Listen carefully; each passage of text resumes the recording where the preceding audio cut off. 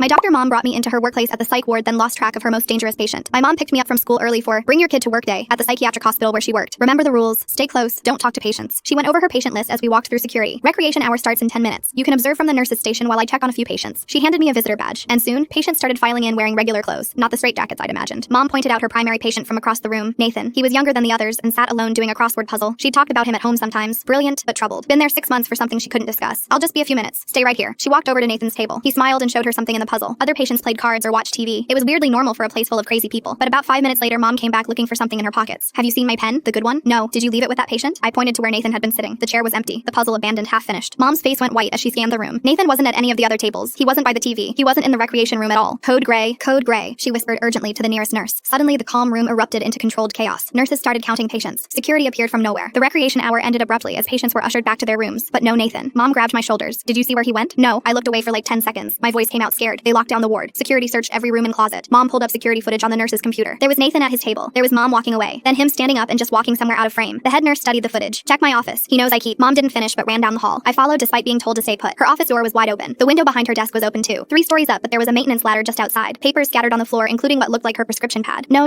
Mom rifled through her desk drawers. What did he take? Security arrived behind us. My badge, my keys, she checked her coat pockets. My wallet with my driver's license. Home address. The room went silent. Nathan hadn't just escaped. He'd taken everything he needed to find us, to come to our house. Mom pulled out her phone and called Dad, but it went to voicemail. He's been planning this. All those questions about my family. I thought he was making progress. Mom's voice shook. They pulled Nathan's file. Page after page of notes about violent fantasies, obsessive behaviors, drawings they showed me briefly before Mom covered my eyes. 6 months of pretending to get better. 6 months of studying you. The psychiatrist reviewing the file looked grim. Mom drove me home in a police escort. The house looked normal from the outside, but the front door was unlocked. We hadn't left it that way. The officers went in first while we waited in the car. They came back shaking their heads. He's been here. Your home office is ransacked. Family photos are missing. The officer looked apologetic. Inside was worse. Nathan had gone through everything. Mom's drawers emptied. My school schedule pulled off the fridge. Our family calendar with everyone's activities circled in red pen. Why my mom? What does he want? I asked while she packed us bags to stay in a hotel. He fixates on female authority figures. Thinks they're secretly in love with him. The last doctor. She didn't finish. We left with police protection to a hotel downtown. Mom called Dad and told him not to come home. Called my school to say I'd be absent. Around midnight, her phone rang. She answered on speaker with the police recording. We heard breathing on the other end. Then Nathan's voice. I have something for your daughter. A present. Check your car. He hung up. The police went to investigate while we watched from the hotel window. They approached Mom's car carefully. Opened the trunk with gloves. Inside was a box wrapped in birthday paper. Even though my birthday was months away, they brought it up in an evidence bag. Inside were hundreds of photos. Pictures of me at school, at the mall, at friends' houses. At the bottom was a note. She looks just like you. Same smile, same eyes, same schedule every Tuesday and Thursday. Mom collapsed. Nathan hadn't just studied her. He'd been studying me too, and we'd never noticed. The detective's phone rang. Another escape from a different hospital 2 towns over. The doctor there also had a teenage daughter. Also had her badge and keys stolen. Also found her patient had been photographing her family for months. He's not working alone. The detective's face was grim. This is coordinated. That's when Mom got another text. This one from her own phone number. The phone Nathan had stolen. It was a selfie of him standing outside my best friend's house, smiling and holding today's newspaper. Your daughter has such nice friends. We should all meet properly soon. I didn't even think. Just broke free from Mom and started running to my friends. Full story on channel link below.